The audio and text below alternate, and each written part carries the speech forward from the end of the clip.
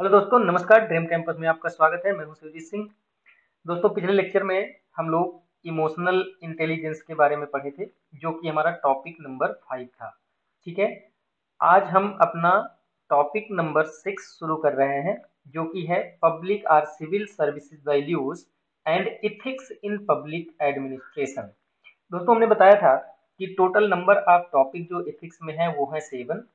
हम अभी तक 5 कंप्लीट कर चुके हैं। पांचवा जो टॉपिक था वो एक छोटा सा टॉपिक था, इमोशनल इंटेलिजेंस करके। तो वो टॉपिक हमारा एक लेक्चर में ही खत्म हो गया, क्योंकि उसमें कोई सब टॉपिक नहीं था। लेकिन जो ये छठवां टॉपिक है, public or civil services values and ethics in public administration, इस टॉपिक को generally ethics in public administration के नाम से ही जाना जाता है। जो public or civil services values है, ये इसमें ऐड है, लेकिन हम इसको पहले भी पढ़ चुके हैं। ठीक है ना। तो हमारा जो छठा टॉपिक है वो है एथिक्स इन पब्लिक एडमिनिस्ट्रेशन, जिसकी शुरुआत आज हम करने जा रहे हैं।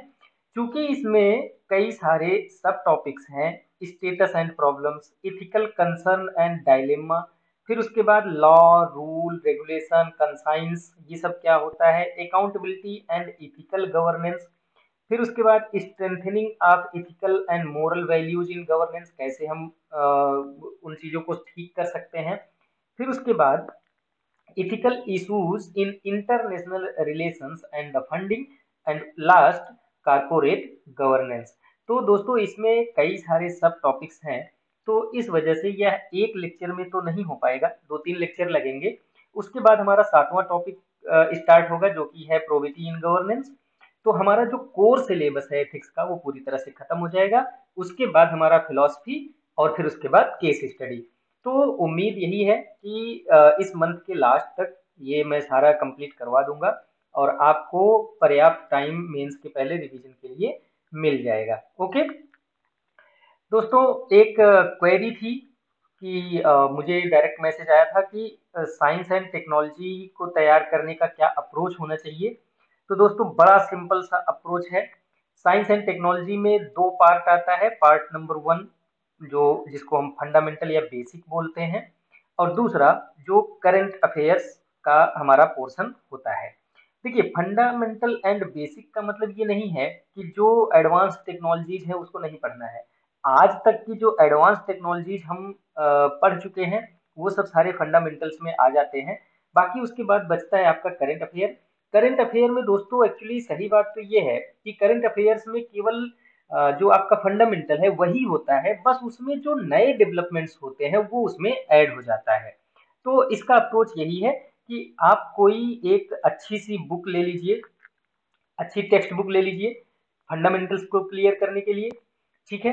और उसके बाद आपका फोकस ज्यादातर करंट अफेयर्स पे होना चाहिए, क्योंकि साइंस एंड टेक्नोलॉजी से रिलेटेड चाहे प्रीलिम्स में क्वेश्चन हो या मेंस में क्वेश्चन हो, वो करंट ओरिएंटेड ही होता है।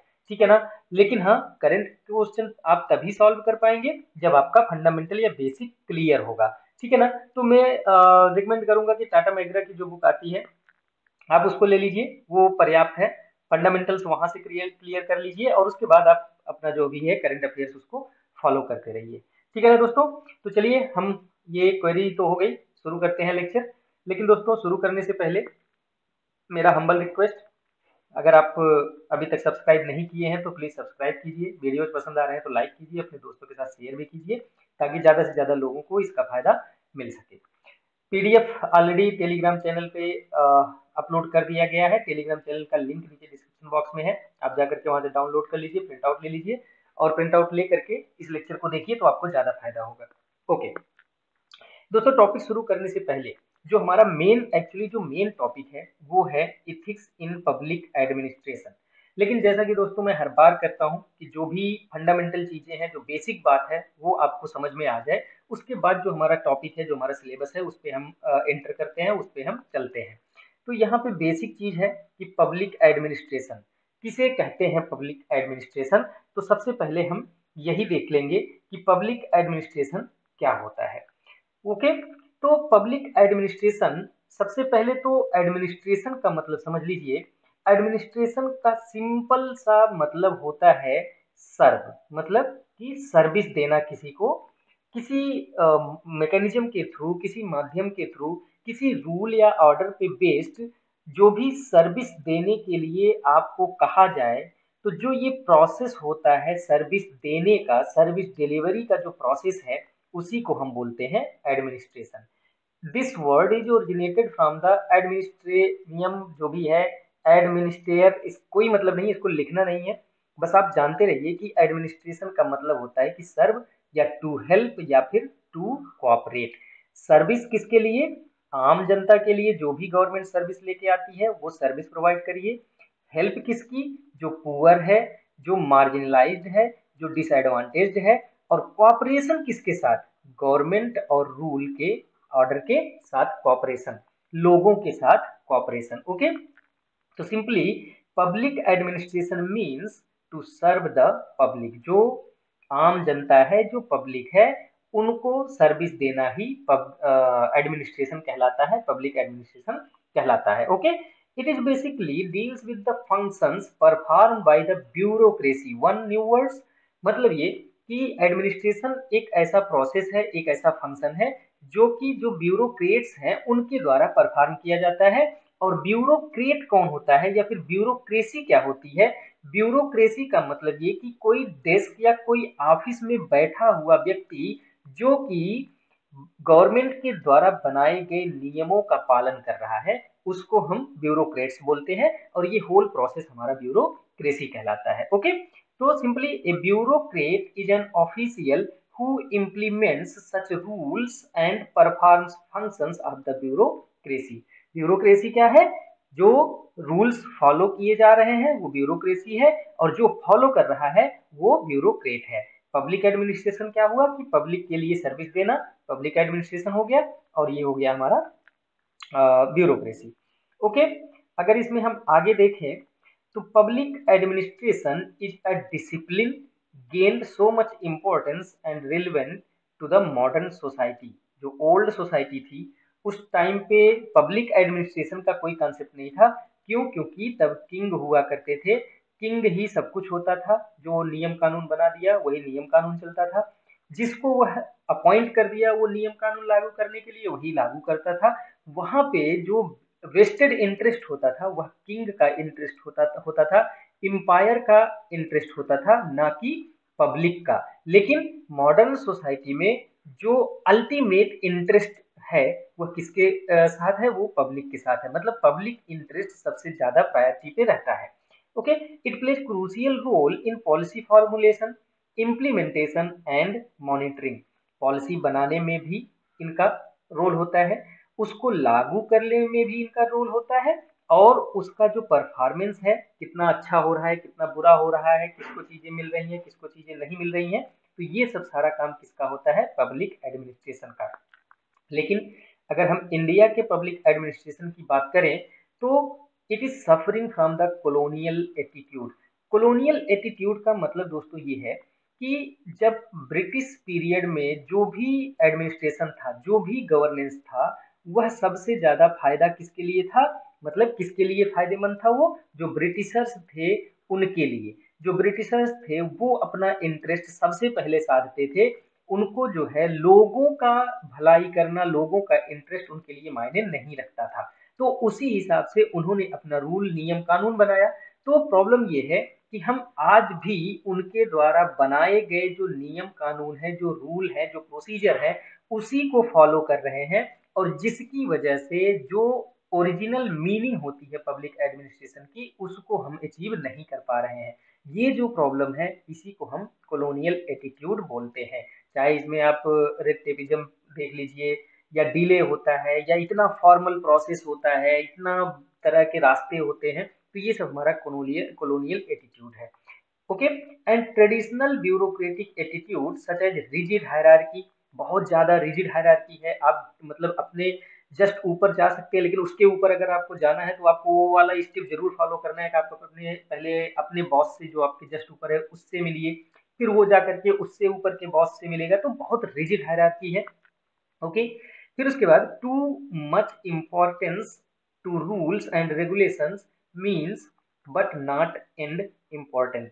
मतलब ये कि माध्यम यहाँ पे सबसे ज्यादा जरूरी है, और जो माध्य है मतलब कि जो रिजल्ट है, रिजल्ट क्या आ रहा है वो मैटर नहीं करता। आपको वो सारे प्रोटोकॉल्स फॉलो करने हैं, भले ही काम में डिले हो जाए, भले ही बेनिफिशियरी को फायदा ना मिले, लेकिन आपको रास्ता वही अपनाना है जो कि लिखा गया है। तो ये सब सारी चीजें कॉलोनियल एटीट्यूड के अंदर आ जाती हैं। Therefore the traditional bureaucratic paradigm needs to be changed and reformed and suited to the contemporary context of the Indian bureaucracy। और यही वजह है कि हमको जो हमारा कॉलोनियल एटीट्यूड है, या फिर जो पहले के रूल्स नियम कानून ये सब बनाए गए हैं, उसमें आज की परिस्थितियों के अनुसार, भारत की परिस्थितियों के अनुसार, इंडियन सोसाइटी के नीड के अनुसार उसमें चेंज लाना बहुत ज्यादा जरूरी है। और यही वजह है कि हमको पब्लिक एडमिनिस्ट्रेशन में एक इथिकल कंपोनेंट डालने की बहुत ज्यादा जरूरी है, और यही वजह है कि हम ये टॉपिक पढ़ रहे हैं। ठीक है, अगर हम बात करें कि जो हमारा पहला टॉपिक था दोस्तों, पहला टॉपिक क्या था, जो अभी हम 6 टॉपिक में हमने देखा कि हमारा जो पहला टॉपिक था वो था स्टेटस एंड प्रॉब्लम। ठीक है ना, तो हम आज इस पे चर्चा करने जा रहे हैं। ठीक, तो अगर हम स्टेटस एंड प्रॉब्लम की बात करें, तो सबसे बड़ी बात मैकेनाइज्ड लाइफ। और पता है, देखिए मैकेनाइज्ड लाइफ का मतलब ये होता है कि आप मशीन की तरह काम कर रहे हैं और आपके लिए पैसा ही सब कुछ है, और बाकी इथिकल वैल्यूज क्या है कोई मतलब नहीं है। आपको शान शौकत, आरामदायक चीजें, लग्जूरियस लाइफ यही चाहिए, तो इसको हम बोलते हैं मैकेनाइज्ड लाइफ। लेकिन समस्या ये है दोस्तों, ये जो मैकेनाइज्ड लाइफ है ना, ये भी ब्रिटिश की ही देन है। ठीक है, या फिर वेस्टर्न जो स्टाइल है उसी की देन है। मैं ये नहीं कह रहा हूँ कि आप अपना जो लग्जूरियस चीज है उसको आप छोड़ दीजिए, जंगल में एकदम सन्यासी बन जाइए, वो चीज मैं नहीं कह रहा। लेकिन इतना ज्यादा मर्केंटाइज्ड नहीं होना चाहिए कि आपका जो इंटरनल हैप्पीनेस है, आपका जो इंटरनल वैल्यू है, आप जो इनहेरिट करते हैं अपनी जनरेशन से, उसको ही भूल जाइए।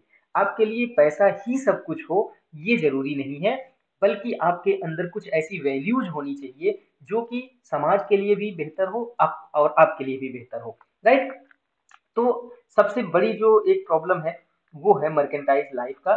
चाहे वो आम आदमी हो या फिर कोई ऑफिसर हो, सबके अंदर ये वाला क्वालिटी देखने को मिलता है। और इस चक्कर में, मर्केंटाइजेशन के चक्कर में क्या करता है, वह भूल जाता है कि क्या गलत है और क्या सही है। ठीक, डूज और डोंट्स को वो भूल जाता है कि उसके लिए क्या गलत सही है, समाज के लिए क्या सही है, ये सब भूल जाता है। और जब वो सब कुछ भूल जाएगा, गलत सही में फर्क करना वो भूल जाएगा, तो सिंपल सी बात है वो कोई भी काम इथिकल नहीं कर पाएगा। ओके, देखिए, man is running after the clock, his life became mechanical and materialistic in nature, therefore there is no self growth and lack of enthusiasm to self development. आप अपना डेवलपमेंट नहीं कर रहे हैं, पैसे के पीछे भाग रहे हैं, करप्शन कर रहे हैं, आड़ा तिरछा रास्ता अपना रहे हैं, कैसे हमको प्रमोशन मिल जाए, हमको कैसे फायदा मिल जाए, हम कैसे गवर्नमेंट की चीजों को स्किप कर सकते हैं, कैसे हम लूप होल का फायदा उठा सकते हैं। That is the main problem. उसके बाद अगर इन चीजों को ठीक करना है तो हम क्या कर सकते हैं भाई, अवेयरनेस कैंप हम चला सकते हैं, या फिर mid career training. Most importantly, एक बार जब आपका सिलेक्शन हो गया तो उस टाइम पे जो आपका ट्रेनिंग हुआ वो तो ठीक है, लेकिन चूंकि जैसे सपोज दैट कि आपका जब सिलेक्शन हुआ तो मिनिमम आप 30 ईयर्स 35 ईयर्स आप जॉब करते हैं, ठीक है ना। तो 30 ईयर्स में या 20 ईयर्स में बहुत सारी चीजें बदल जाती हैं, और उस बदलाव के साथ पब्लिक एडमिनिस्ट्रेशन में भी बदलाव आना चाहिए। पब्लिक एडमिनिस्ट्रेशन भी उस बदलाव को पूरा करने के लिए तैयार होना चाहिए। इसलिए जरूरी है कि मिड कैरियर ट्रेनिंग दिया जाए, और उस ट्रेनिंग में जो उस समय की कंटेम्प्रेरी जरूरतें हैं उसके बारे में उनको ट्रेन किया जाए। ओके, उसके बाद स्पिरिचुअल नॉलेज, चलिए ठीक है, staying most of the time in the weaker sections. Weaker sections के आसपास जितना आप ज्यादा रहेंगे, उतना अच्छे से उनकी समस्याओं को समझ पाएंगे, और उतने ही लगन के साथ आप उनकी समस्याओं का समाधान भी ढूंढेंगे। ओके, दूसरा, नेचर ऑफ सिलेक्शन। ये तो आपको बहुत अच्छी तरह से समझ में आ जाएगा कि मतलब ये कि आप पिछले 4-5 साल से देख लो कि आईआईटीएन जो है वो आकर के सिविल सर्विसेज को क्वालिफाई करके कलेक्टर बन जा रहे हैं, ठीक है, या फिर अच्छी पोस्ट पे जा रहे हैं। लेकिन क्या उनके पास फील्ड एक्सपीरियंस है? मैं सबकी बात नहीं कर रहा, लेकिन मोस्ट ऑफ द वो उनको पता है एक पैटर्न है, ठीक है, ये किताबें पढ़नी है, बुक लिस्ट उनको पता है, और उनको पता है कि कैसे किस तरह के क्वेश्चंस फ्रेम हो सकते हैं, और मोस्ट इम्पॉर्टेंटली मेंस में उनको लिखने का तरीका पता है, तो वो आराम से क्वालिफाई कर जाते हैं, बुक को पढ़ करके क्वालिफाई कर जाते हैं, जबकि ग्राउंड लेवल पे जो रियलिटी है वो डिफरेंट है। इवन दोस्तों एक चीज और भी, आप जब जो प्रिपरेशन करते हैं, प्रिपरेशन के टाइम पे जो भी पढ़ते हैं उसका केवल 50% ही ट्रेनिंग के टाइम पे आपके काम में आता है, ठीक, और जो आप ट्रेनिंग करते हैं, ट्रेनिंग करके जब आप फील्ड पे आते हैं तो उसका केवल 10%, 10% भी ज्यादा बता रहा हूँ, केवल 10% ही फील्ड पर लागू होता है। तो हमारा एक तो नेचर ऑफ सिलेक्शन टाइम के अकॉर्डिंग नहीं है, और दूसरा जो हमारा ट्रेनिंग है, ट्रेनिंग भी ऑन द लाइन नहीं है, ठीक है ना। तो नेचर ऑफ सिलेक्शन क्या है, book knowledge only, no field level experience to understand what are the problems faced by the various section of the society, and second the training. यहाँ पे हमने कहा कि जो ट्रेनिंग में चीजें सिखाई जाती हैं उसका केवल 10% ही फील्ड पर काम में आती है। उसका रीजन बहुत सारे हैं, क्यों, क्योंकि जो हमारा ट्रेनिंग प्रोसेस है वो आज भी ब्रिटिश टाइम पे जो ट्रेनिंग प्रोसेस फॉलो किया जाता था वही किया जाता है, वही सब सारी चीजें वहाँ पे पढ़ाई जाती हैं, उसी हिसाब से ही ट्रेनिंग दिया जाता है। एग्जाम्पल के रूप में आज की ट्रेनिंग में घोड़ा चलाना सिखाते हैं, बताइए आज की टाइम पे घोड़े का क्या काम है, एडमिनिस्ट्रेशन में घोड़े का क्या काम है, आप बताइए। तो घोड़ा चलाना उनको सिखा रहे हैं, अरे भाई आप जो है कुछ ऐसा सिखाइए कि ह्यूमन डिग्निटी के बारे में पढ़ा दीजिए, ह्यूमन राइट्स के बारे में पढ़ाइए, ठीक है, टेक्नोलॉजिकल जो प्रोग्रेस हो रही है उसके बारे में आप पढ़ाइए, internet of things, artificial intelligence, 5G, machine learning, blockchain technology, human resource development and management, gender equality, climate change, nutrition, बहुत सारे टॉपिक्स हैं, आप उन पे ट्रेन कीजिए, आप उस पे बताइए कि कैसे आप जो है चीज़ों को ठीक कर सकते हैं, कैसे जो आज के चैलेंजेस है उसमें क्या डेवलपमेंट्स हो रहे हैं, क्या ज़रूरत है, क्या नीड है। लेकिन नहीं, आप जो है हॉर्स राइडिंग करवा रहे हो, ठीक है ना। तो एक सिर्फ एक सिंपल सा एग्जांपल दिया हूँ कि हॉर्स राइडिंग, इस तरह की बहुत सारी चीज़ें होती हैं जो अननेसेसरीली होती हैं और जिसकी कोई ज़रूरत नहीं है आज के टाइम पे। तो हमारा जो नेचर ऑफ सिलेक्शन और नेचर ऑफ द ट्रेनिंग है, दोनों जो है फाल्टी है, उसमें प्रॉब्लम्स हैं। उसके बाद फिटनेस बार, एक बार आपका सिलेक्शन हो गया, ठीक है ना, तो उसके बाद आपका जो अप्रेजल असेसमेंट है, अप्रेजल असेसमेंट होता रहता है, और उसमें जो लोअर अथॉरिटी है, जो आपके बॉस हैं, वो अपने हिसाब से अप्रेजल देते रहते हैं और वो आगे बढ़ता रहता है, ठीक। As career progressing there is no performance appraisal in between measures to the civil servants integrity and honesty, integrity और ऑनेस्टी का जो कंपोनेंट है वो अप्रेजल परफॉर्मेंस में नहीं है, और यही कारण है दोस्तों कि जो सेकंड एआरसी की रिपोर्ट थी उसमें ये कहा गया था कि civil servant should be reviewed for every 14 years whether they are suitable for the present day administration and challenges or not, ठीक है ना। तो जो परफॉर्मेंस अप्रेजल का प्रोसेस है वो भी हमको ठीक करने की जरूरत है। ओके दोस्तों, तो ये सब प्रॉब्लम्स हैं, ये सब समस्याएं हैं, और यही वजह है कि हमको ethics in public administration topic पढ़ने की जरूरत है। तो उम्मीद है दोस्तों कि अभी तक जो भी चीजें हम लोग डिस्कस किए, ये एक इंट्रोडक्शन था, वो आपको समझ में आ गया होगा। अगर कोई क्वेरी है, कोई क्वेश्चन है, कोई डिमांड है, तो आप सिंपली हमको कमेंट कर सकते हैं या फिर डायरेक्ट हमको टेलीग्राम पे मैसेज कर सकते हैं। आज के लिए बस इतना ही। Thanks for watching, all the best.